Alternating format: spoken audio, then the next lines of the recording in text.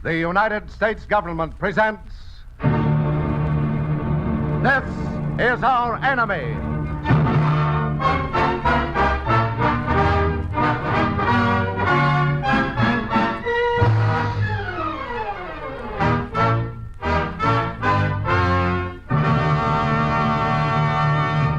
Tonight, a united nation goes forward with the determination to win this war and bring about a just and enduring peace. But we cannot win our war or make our peace unless we understand the character of the enemy we are fighting. That is why your government is bringing these programs to you. Later, you will hear from Rex Stout, well-known radio commentator. This is a program of cold, hard truth. This is the truth about our enemy.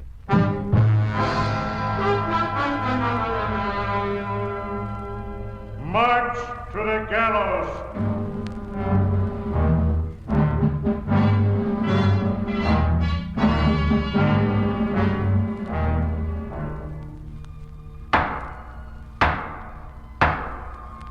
In the judgment of your countrymen, you have been found guilty of treason and are hereby sentenced to be hanged by the neck until you are dead.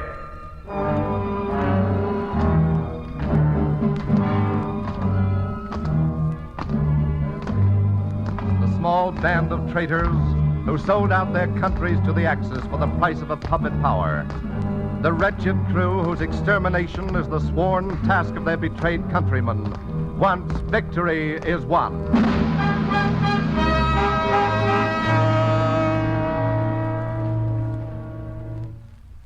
These men, these traitors, are not dead yet.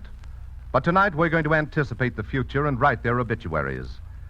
This is a column of facts about the men whose careers are a march to the gallows. Heading the list is the man for whom all the rest of the gang are called. The man whose name has become a part of every language as a synonym for traitor. Quisling. Vidcom Quisling. First in his class at Royal Norwegian Military Academy and the General Staff College. Appointed Secretary of the Norwegian Legation in Moscow, 1927. Born July 18, 1887, in Telemark Province, southern Norway. Died... Yes, Quisling's early career did look promising on the surface, but the surface was deceptive. Several times during his stay in Russia, Vidkun Quisling returned to Norway. Each time, he made secret visits to the leaders of the small Norwegian revolutionary parties and laid a proposition before them. Come to the point, Major Quisling. Are you offering to become our spy on the General Staff? The military information I can get for you will be of untold value in the uprising. What uprising?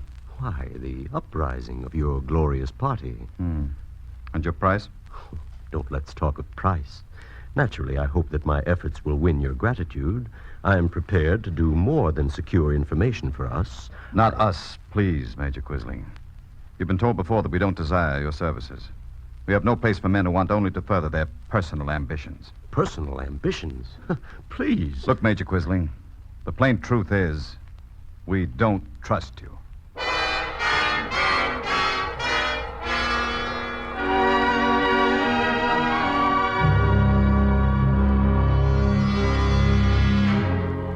And so Vidkun Quisling's first attempt to plot against his government was turned down by the very men he'd tried to plot with. In 1928, the General Staff, perhaps suspecting his disloyalty, forced his retirement from active service. On half pay, jobless, and seething with resentment, Quisling began to flirt with fascism. Then he claimed to be the victim of an attempted assassination. You identify the man? What time did you leave your office? Please, gentlemen, listen very carefully. I want you to get the story correctly for your newspapers. I was working at night in my office, as I frequently do, under pressure of important state matters, and I was alone.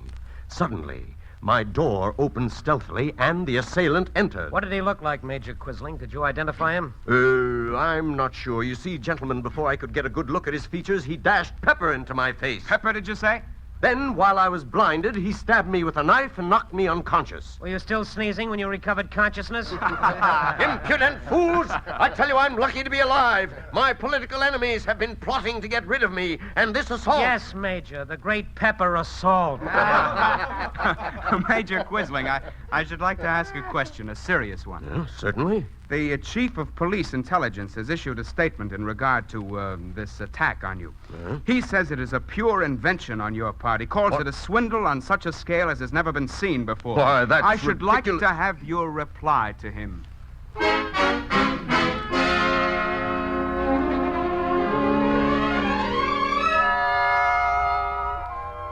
Vidkun Quisling had come into prominence at last as a fake and a laughingstock. He knew that no political party in Norway would ever nominate him or appoint him to office again. So he started his own party. Founded the National Samling Party in 1933, a frank imitation of Hitler's National Socialists. But enrollments were few, and Quisling was never able to muster more than 2% of the votes of the country. In the winter of 1939-1940, Quisling made several trips to Germany for conferences with Adolf Hitler and Alfred Rosenberg.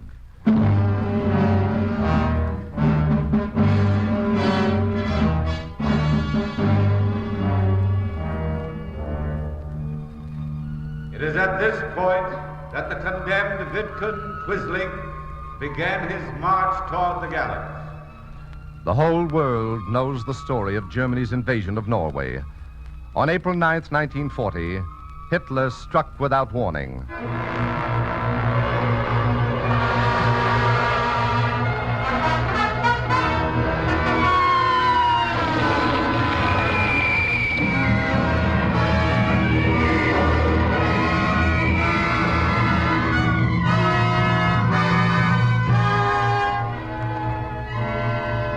Vidkun Quisling betrayed his country from within, and Norway's resistance was smashed before it could be organized. Norway fell. And Quisling's reward? Well, the Nazis' first attempt to appoint him prime minister was met with strikes and riots. But after 5 months of occupation, the Nazis felt their power was more secure. On September 25th, 1940, Reichscommissioner Joseph Terboven announced today that the National Samling has become the official state party of Norway. All other political parties are automatically dissolved. Vidkun Quisling is appointed state party leader. in the second week of October, Quisling began a nationwide lecture tour for the purpose of justifying his course of action to his countrymen.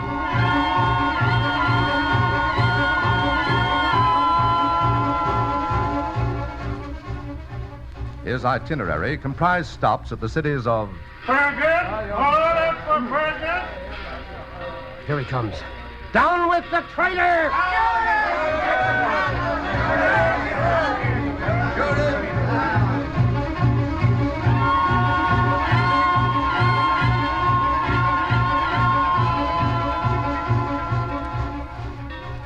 Trondheim!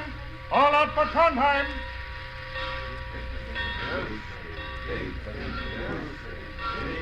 Why do they keep mispronouncing Major Quisling's name? Vidkun Quisling is his name. It means widely known coward.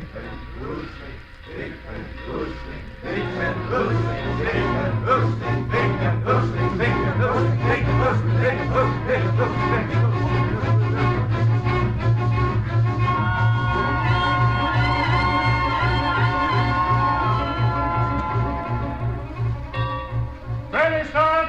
All out for ready, start!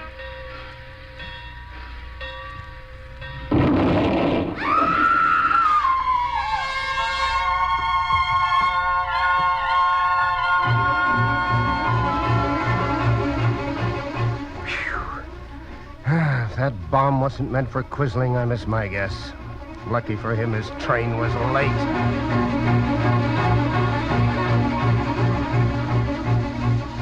Quisling didn't attempt another goodwill tour. Goodwill, he learned, was lacking toward him on all sides, even from his Nazi bosses. On March 4th, 1941, British commandos made a daring raid on the Lofoten Islands. When Reichscommissioner Terboven heard the news, he flew into a rage. Once again, Major Quisling, you have failed to prevent the catastrophe. Such constant failure is inexcusable. You have had at your disposal the entire government machinery, not to mention the bayonets of thousands of German troops. What have you done with all this power? Order pictures of yourself placed in the schoolrooms? Pictures that are torn down or defaced? Or you issue stamps with your likeness on them, and within a week they must be withdrawn, because Norwegians are spitting on the wrong side of the stamp. You're a fool. Our patience is nearly exhausted.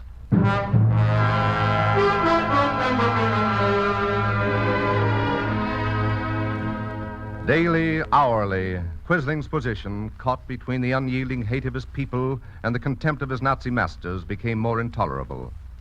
On the morning of August 28, 1941, Klaus Hansen, physician professor at Oslo University, received an urgent and agitated summons from Mrs. Quisling. Dr. Hansen arrived just in time, for Vidkun Quisling had attempted suicide. Well, Klaus, you saved my life, it seems. Yes, it was a close call. Well, I must show my gratitude. The dean's chair at the university is empty. I appoint you to fill it.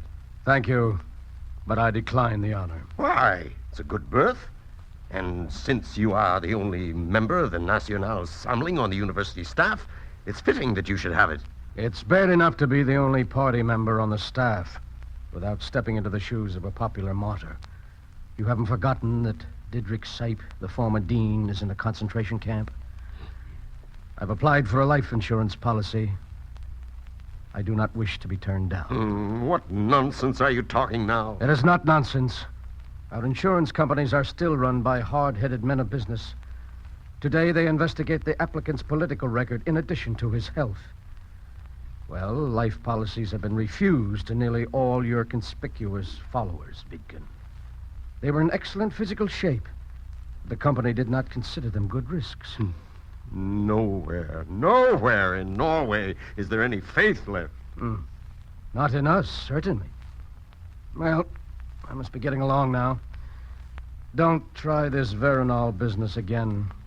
Next time I might not be able to save you. I won't try it again. You needn't worry. I couldn't screw up my courage a second time. Afraid to die, afraid to live. That's my trouble.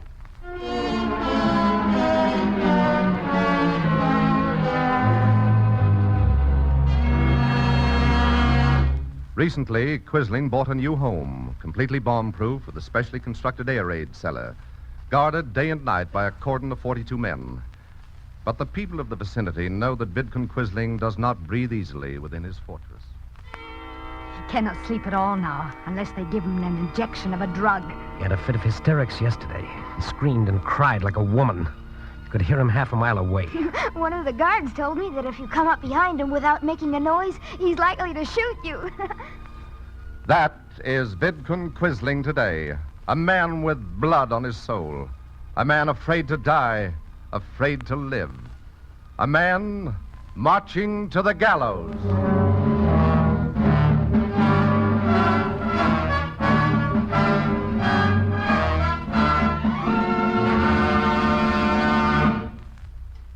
Like their master, Adolf Hitler, most Quislings are frustrated supermen who develop neuroses early. There is the Quisling of Holland. Anton Adrian Musset, son of a village schoolmaster. Born May 11th, 1894 in southern Holland. Died... At 18, Anton Musset was a very bitter youth. He was a runt, only 4 feet 10 inches in height, and he was poor. There was only one person who made him feel that he might overcome his handicaps, and that was his mother's sister, his Aunt Hendrikia. Stop sulking, Anton. What if you aren't as tall as the other boys? They're nothing but clods. Honest, good-natured village clods. But you're clever. Clever. So clever I'm poverty-stricken. Oh, money isn't everything. Copybook talk. Moral maxims for fools. I don't hold with moral maxims, my boy. But power's more important than money. Get that and the riches will follow. Never fear. It's all very fine to talk. I'm so wretchedly poor I can't even get myself a decent education. Education, yes. For a boy like you, that's important. It will get you the right start. Your father tells me you want to study to be a civil engineer at the University of Delft. I do, but he can't afford to send me. Very well. I will. You, Anne? You You really mean it? How can I ever thank you enough? How can Oh, I want something more substantial than thanks, Anton. But I can wait. I regard you as a good speculative investment. If I'm right, be sure I shall collect my dividends.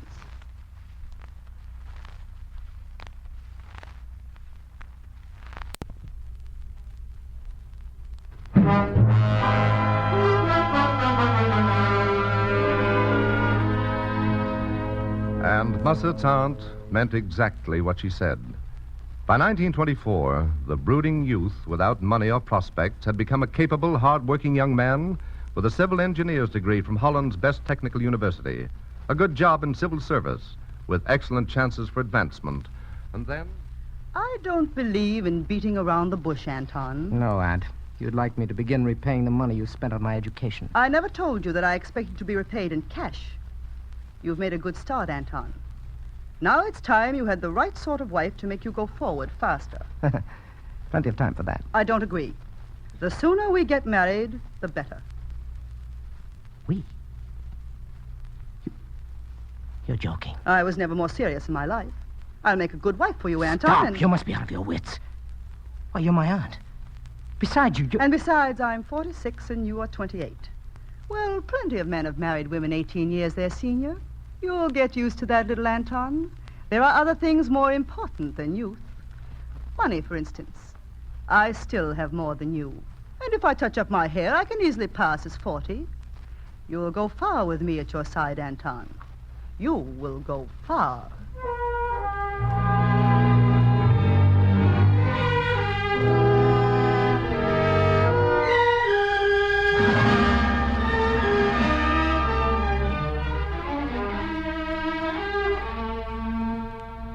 Mussert finally yielded and married his aunt. After several years, she decided that civil service was too slow a road to success and made him enter politics. Attempted to secure Liberal nomination for Parliament in 1929. Was rejected. In 1931, started the National Socialist Party of Holland, a party which Dr. Joseph Goebbels began to assist with money and advice in 1934.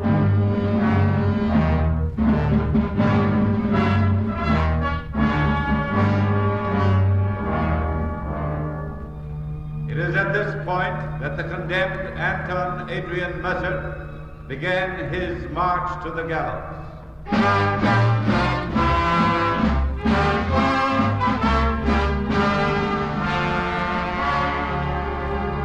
When Hitler invaded the Netherlands in May 1940, Mussert's well-trained fifth columnists rendered invaluable assistance to the Nazi troops.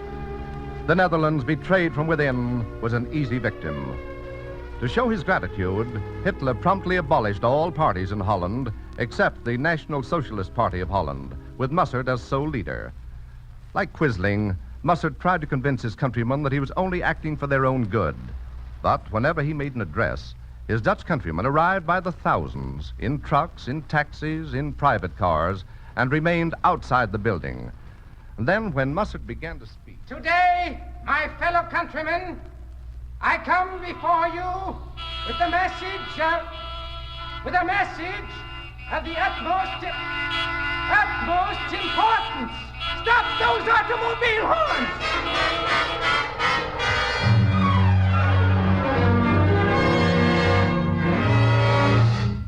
Gasoline soon vanished from Holland, and motor vehicles of every kind disappeared from the streets. But the Dutch are a persistent people, and they still had their bicycles. My countrymen, I ask you, as did Mark Antony of old, to lend me your ears and your hearts also. Stop those bicycle bells!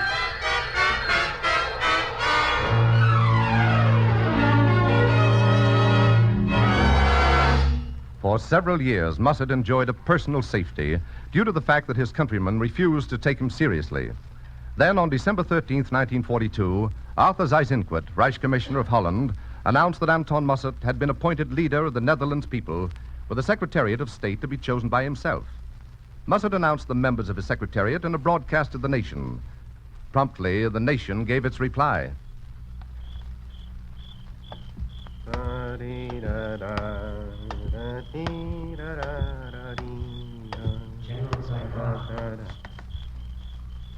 Who is there? Who is there? General Safadi? I'm General Safadi. Who are you? Answer me. Answer me, what? No. No!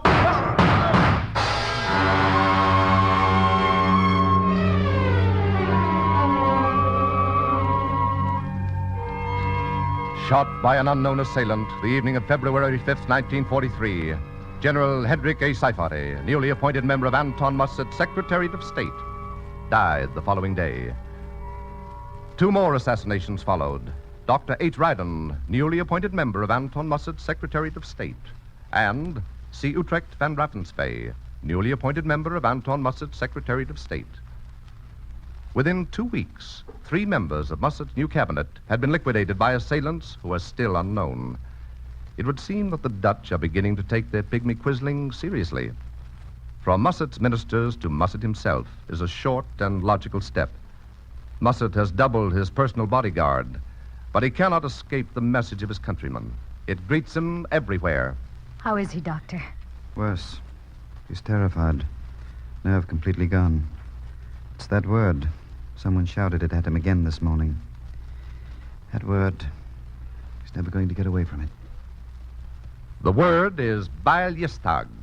Literally, it means the day of the little hatchets, Dutch for Traitor's Judgment Day.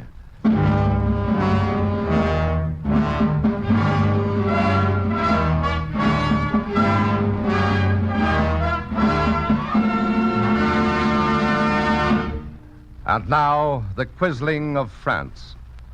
For shrewdness, for cold-blooded calculation, and for ability in double dealing, none of the traitors can rank with him. Pierre Laval, son of a butcher, born June 28, 1883, at Châteldon in the Auvergne region. Died. Most of the Quislings were political failures until Hitler shoved them into power. Laval was not. Most of the Quislings were leaders of parties admittedly fascist. But though he turned his political coat countless times, Laval never strayed outside parties with votes and legitimate standing. Nevertheless, he has been playing Hitler's game for a long time. And because he managed to play it within the framework of democratic politics, he has probably done more for the Axis than all the other traitors put together. Laval proved his friendship for Italian fascism by giving Mussolini the go signal to invade Ethiopia. And then, France fell.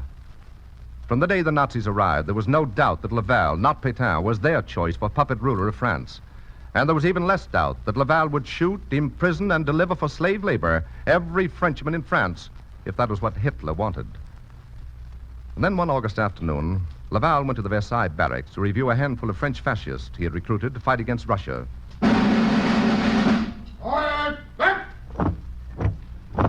Laval walked across the parade ground, a German army officer at his side, and Marcel Déard, the French Goebbels, just behind. A hot day, Monsieur Laval. Yes, for this kind of business. I hope we can... Laval! My side. Good Lord, that's blood. You've been wounded. One of the French soldiers did it. One of your recruits. Get an ambulance quickly. Déard has been wounded. Laval is seriously hurt.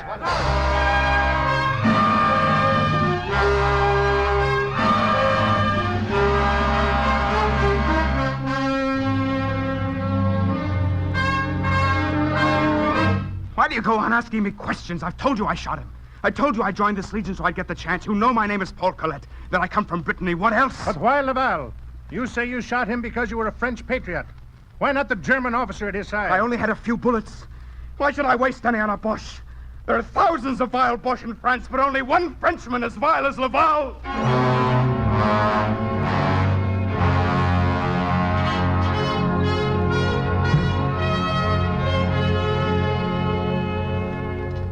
Laval did not die from Colette's bullet. He recovered.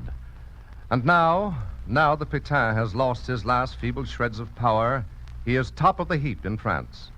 But his luck cannot hold long. Millions of Frenchmen are itching to repeat Paul Colette's performance. Even 10-year-old schoolboys chant grimly, Hang Laval from a lamppost! Hang Laval from a lamppost! It is doubtful if the Quisling of France will obtain the dignity of the gallows or the guillotine. His countrymen may be too impatient.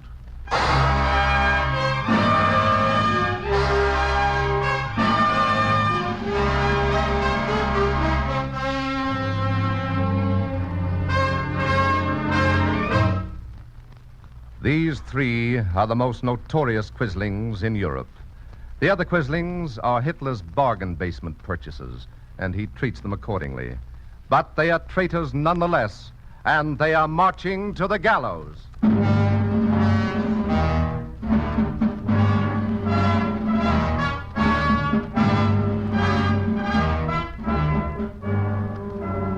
Leon de Grelle, Henri Dumont, Belgium, Fritz Clausen, Erich Scavenius, Denmark, Gustav Simon, Luxembourg, Milan Stojadinovic, Serbia, Anton Pavelic, Croatia, Bamor, Burma. In the judgment of your countrymen, you have been found guilty of treason and are sentenced to be hanged by the neck until you are dead.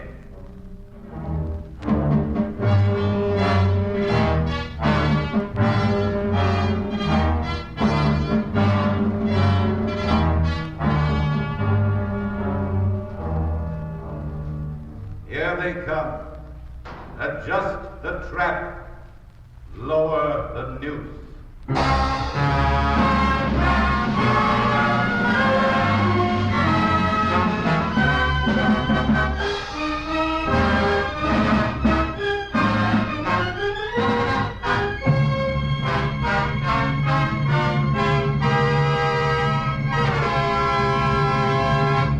We now present Rex Stout, well-known radio commentator, author, and chairman of the Writers' War Board. Mr. Stout. The most striking fact about these Quislings is that they're not only traitors to their own countries, but more important, they are traitors to mankind. When Quisling sold out liberty in the black market of fascism, he betrayed you and me as surely as he betrayed the people of Norway. Fascism is merely a new word for an ugly thing as old as the hills. Men and women have never stood still and never will. Always they are taking a step backward toward slavery or forward toward freedom. Fascist is a new name for the kind of man who wants to make our next step a backward one, a retreat toward slavery. Fascism steps backward because it is a form of human society that thrives only on war. The menu of its favorite meal is life, liberty, and the pursuit of happiness.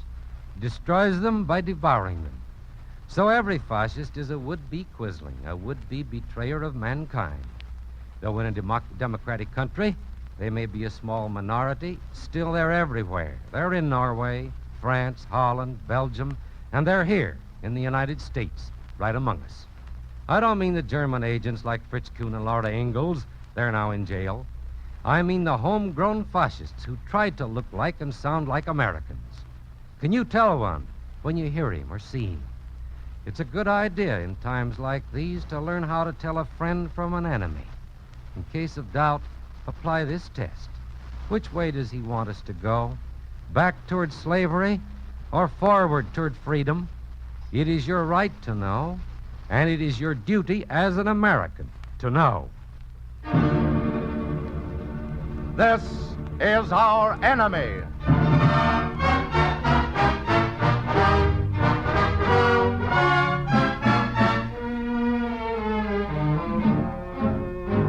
We wish to thank Rex Stout for his appearance tonight. Nathan Van Cleve composed the music and conducted the orchestra. This broadcast was written by Elizabeth Hart. The entire production was under the direction of Frank Telford.